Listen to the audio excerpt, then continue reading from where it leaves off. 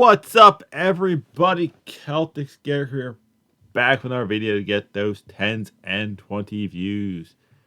I am going to be busy the next couple days because I gotta film, record this video, film, record, and edit my cartoon of the month for February, and I should really start doing the gaming channel more. But today, I am doing another reaction. This one by the YouTube channel, The Finest. And it is 10 dark cartoon theories that will ruin your childhood. I love cartoons. I do. Like I said, the next video you'll see will be my anime/cartoon of the month. So let's see what weird dark cartoons theories we have. And I'll give my opinion on them because, like, who doesn't like a good theory? And begin, good sir. Cartoons are perfect entertainment for growing children. With And adults. zippy music and outrageous action, they hold kids' attention and activate their imaginations. Some shows work to entertain kids and their parents by subtly adding in some very mature themes. Paying close attention to some cartoons can get dark. From a broken fairy family to bossing around babies, here are 10 dark cartoon theories that will ruin your childhood. Before we begin, make sure to hit that like button, subscribe to our channel, and click the notification bell for more amazing videos every day. He has videos coming out every day. I don't. Tuesday, Saturday, Thursdays during the football season. But feel free to check them out too. That being said, let's begin. Because they're putting that much work into it. Number 10. Fairly Odd Parents, Double Troubles. Timmy Turner is a neglected boy with a very active imagination. The show centers on the misadventures of Timmy and his flying magical godparents who grant his every wish.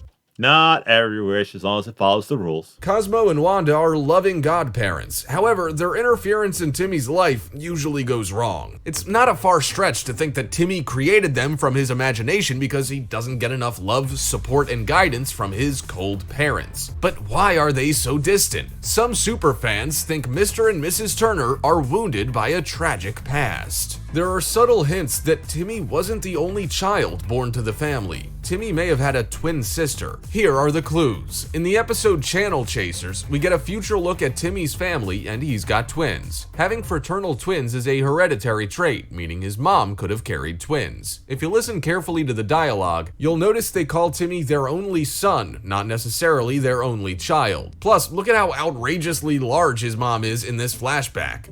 That's cartoons. They're always weird like that. There isn't a lot of material out there to cheer up bereft parents, and maybe creator Butch Hartman has used 16 seasons of The Fairly Odd Parents to help the people he cares about deal with loss. Number 9. Not the weirdest theory with the Fairly Odd Parents. There's another one that Timmy's somewhat crushed Trixie's best friend is a fairy because only fairies have pupils. 9. The Rugrats are imaginary characters. This next theory makes more and more sense the longer you think about it. Nah, man.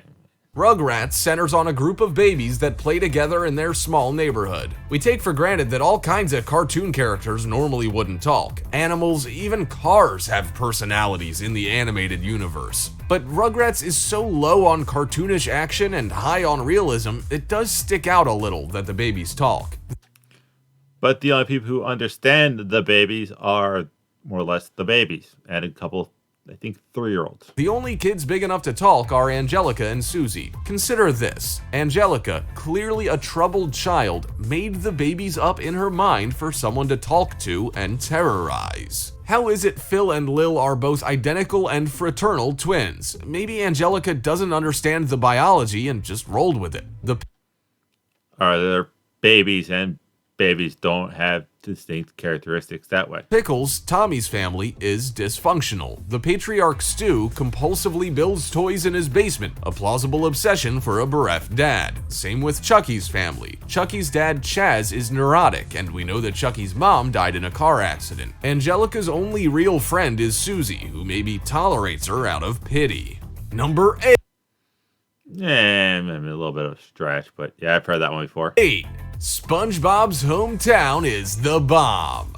Bikini Bottom is a tight-knit community at the bottom of the sea. It's home to SpongeBob, Patrick, and all the other crazy characters. One fan theory insists that this world is so crazy as a result of fallout from a nuclear explosion. The US colonized a group of isolated islands in the Pacific Ocean called Bikini Atoll, anglicized to Bikini Atoll. In the 40s and 50s, the US used these beautiful tropical islands to test bombs. 67 nuclear weapons were detonated there. The name We kind of fudged up that part of the world. of their town is one coincidence. In fact, the scandalous skimpy swimwear, the bikini, was named to piggyback off the controversy of the bomb testing. The other commonality supporting this fan theory is the constant explosions and the specific familiar form they take. Explosions on SpongeBob SquarePants look remarkably like the footage of the Bikini Atoll explosion. Sometimes this silly show makes such bleak points about work and life, it seems possible it could be a dark tribute. So did the radiation make all the characters so wacky? Maybe the pineapple symbolizes a fallout bunker. What do you think? Number 7. Yeah, that's more or less one of those ones. It could be more or less the radiations cause the creatures to mutate into small little humanoids. 7. Toy Story 3 equals World War II. Toy Story is a fun, lighthearted story about friends trapped together owned by something massive compared to their size. The premise is already a little macabre. Before we talk about Toy Story 3, look back at the first two movies. They take place during the space race, and the changing times drive the conflict between Woody and the new guy, Buzz Lightyear. In the third installment, Andy's ready to go off to college, so the toys ponder their fate. Woody rallies the group and gives a speech, which drama buffs can confirm is unusually similar to a scene in The Pianist, an award-winning Holocaust movie. Not a coincidence. My name is Velma. Oh god, this is a crap show. And click.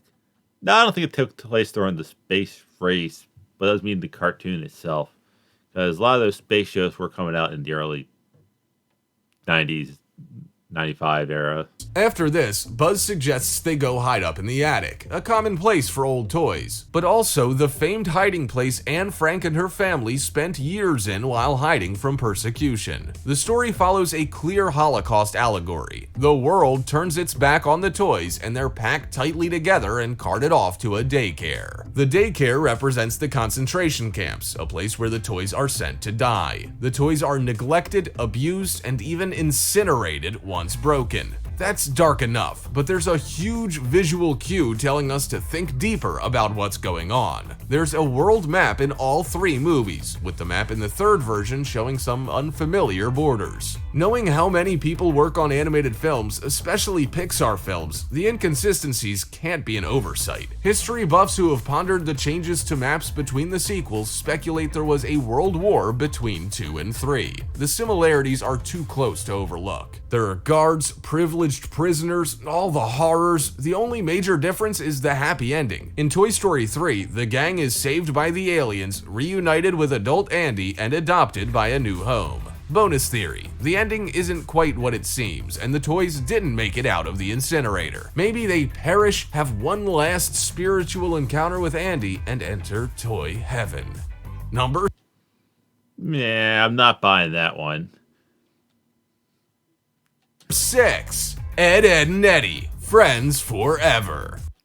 This is actually the reason why I did this video. I was talking to a few coworkers, and we came up, said there's a bunch of dark theories dealing with this. Actually, there's a meme, I'll throw it up here, that kind of brought us to the whole thing. So let's see what this one is. There's a few with Ed and Eddy ones.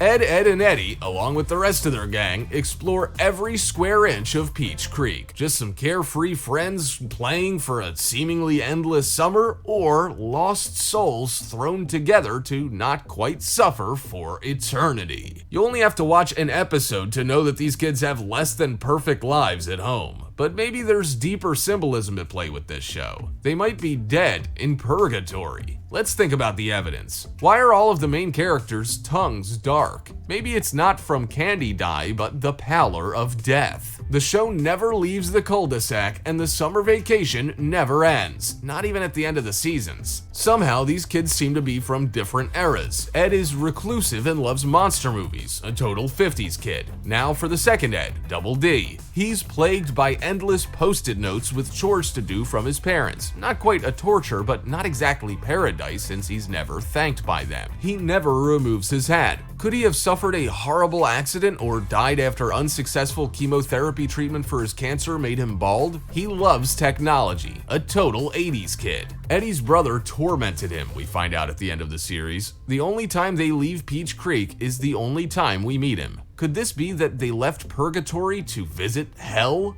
Number 5. Yeah, that's theories. You also got Rolf, Johnny, and all the other kids, and that one does make a lot more sense. There's also one where each kid is a representation of the 7 deadly sins, but I'm not impressed yet. King of the Hills paternity plot. This show about a quaint Texan dad and his neighbor buddies is chock full of slow burn jokes and smart references. Watch a few episodes and you can't miss the truth about the neighbor boy Joseph Gribble. It's painfully obvious that John Redcorn, Nancy's longtime lover, is the real father. Obvious to everyone but Dale. At one point, conspiracy happy Dale rationalizes his son is so different because he's an alien. Whether we're laughing at Dale or taking pity on him, we are falling for the writer's misdirection. Just as Dale is oblivious about Joseph's parentage, audiences were slow to pick up on Bobby's real father. Ah, this theory. Yeah, I've heard it. We all know Hank has a narrow urethra, but have you ever noticed that Bobby doesn't resemble Hank very much, physically or with his personality? How about the way Peggy gets annoyed whenever Bill's around? One time, Bill confesses he and Peggy were intimate in a moment of weakness, to which Hank replies, "No, you didn't, Bill." We laugh at Dale for being oblivious, while the writers are laughing at us. We knew creator Mike Judge was a genius when he created Beavis and Butthead, but sweet lady propane did he ever get us with this one. Number Yep, that's actually a theory that a lot of people have, and it's a pretty good one too. 4. Who Framed Roger Rabbit is Oh, such a great film. historically accurate, kinda. Audiences got more than they planned on watching this live-action cartoon hybrid. A silly romp about Clear in the name of a lovable misfit quickly turns into an allegory for institutionalized racism. The parallels between Toontown and America's dark segregationist history are undeniable. When you watch Not just America. The world was pretty dark and segregated at one point, which is, thank God, it's not like that now. Framed Roger Rabbit as a child, it hurts to see humans hate cartoons. Toons, they call them, and you understand that's a slur. Judge Doom executes cartoons at will. Older kids might understand that's lynching. Watch as an adult and you understand the whole premise is about systemic racism. Judge Doom has nobody stopping him from dissolving guilty Toons in his dip, and his plan to dismantle the Toons trolley to build a highway for rich people is the pure lawful evil you can read about in human news today. Even our human protagonist, Eddie, wants to believe that the residents of Toontown he's friends with, like Hogwarts Legacy. I can't wait for this to come out. Roger are some of the good ones. The fact that Eddie struggles with his unnatural attraction to Jessica Rabbit makes unnatural. I think we see the attraction. this theory hit you like a pie in the face. Number 3. That one actually I think is correct. Hey Arnold is a show about Helga. This one doesn't take much evidence to make you consider it could be true. As kids in the 90s, we took for granted Arnold being the protagonist. His name is in the title. But who is actually saying that? It's always Helga. At first, Helga is the villain of the show, always bullying Arnold and calling him football head. Well, he does have a football head.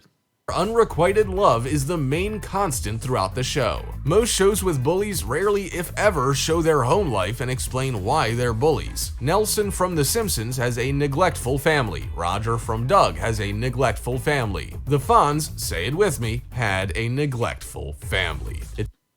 Fonz really wasn't a bully. It's a repeated trope that her father calls her only the girl, and both favor her big sister, Olga. For just a bully, that's a lot of backstory. It's Also, her mom's a raging alcoholic.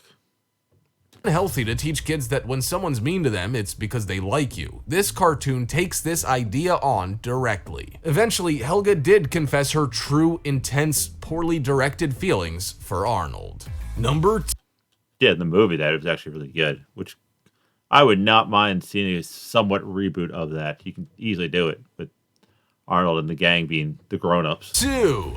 Zazu is a traitor.